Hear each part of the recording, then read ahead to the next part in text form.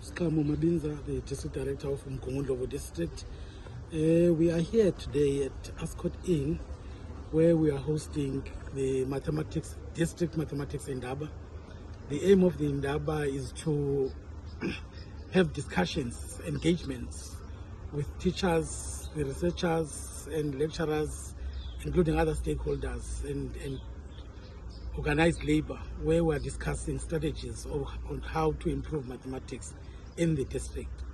But key amongst other things is to ensure that we motivate, we encourage schools to shy away from the deregistration of mathematics.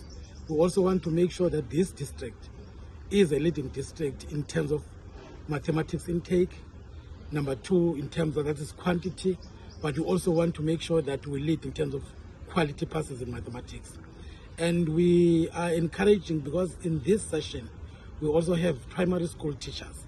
We want to make sure that we enhance the building from below, meaning we want to strengthen the foundation so that as we move up in mathematics in particular, we are able to build a solid foundation moving up to grade 12.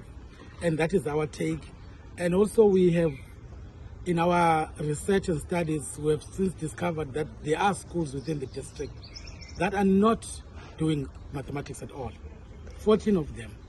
And we felt that this is an anomaly, and it's a situation that is untenable, that we're not prepared to accept. And therefore, our strive now is to make sure that these schools start providing and having mathematics as a subject, so that as we build up, we're then able to make sure that there are serious improvements in mathematics teaching and mathematics outcome.